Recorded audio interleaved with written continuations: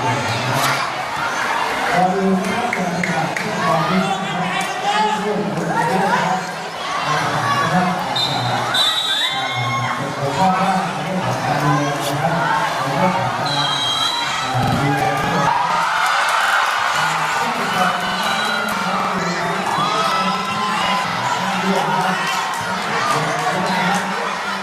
อะไรที่หลายตัวนักเรียนแล้วก็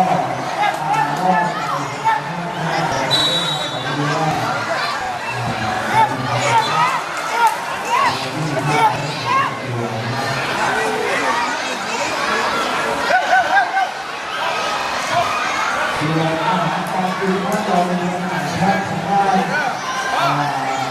ที่ตะวันออกนะครับเป็นร้านค้านะครับมีร้านค้าเป็นข้าวไก่นะครับมีไก่ทอดต้มนะครับแล้วก็นะครับข้าวไก่นะครับเป็นเรื่องของเราเพราะว่าเราอยู่สิงคโปร์นะครับที่อยู่สิงคโปร์ไม่พอนะครับ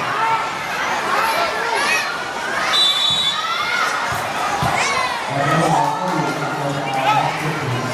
ทุกโรงพยาบาล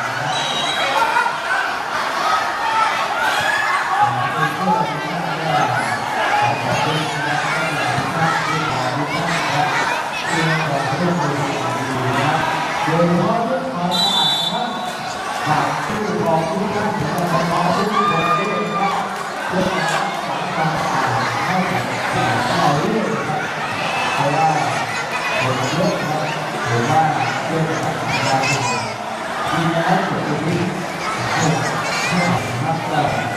ขอให้ดูสิ่งที่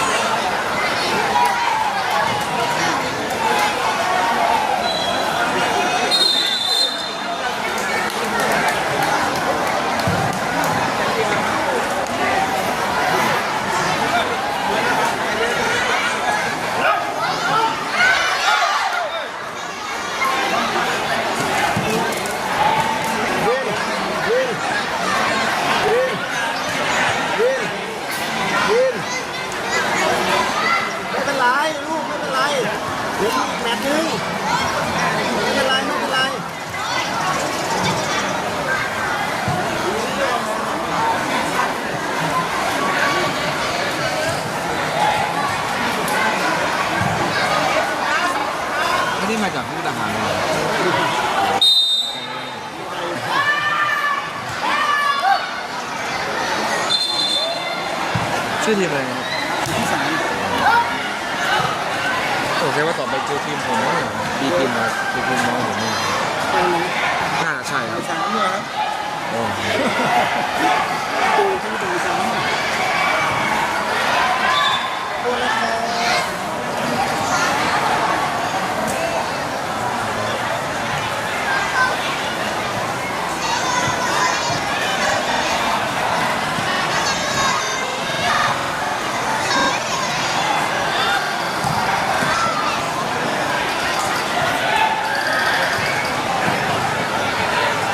โอ้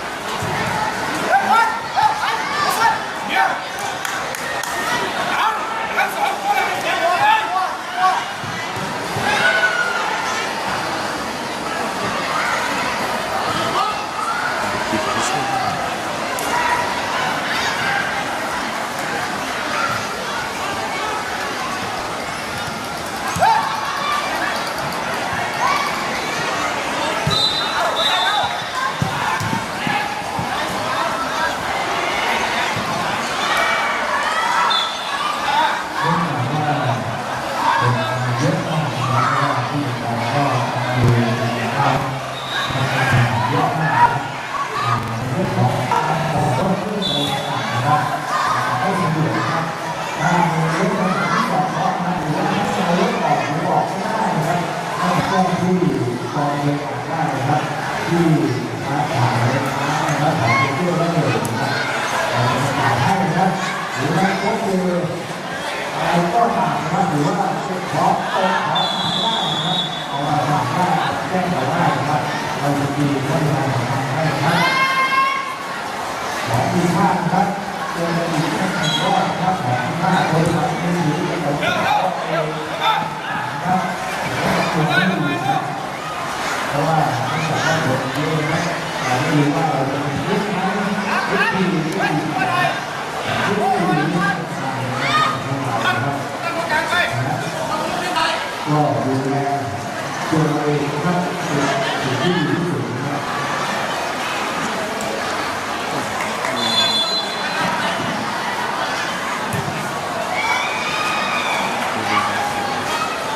โ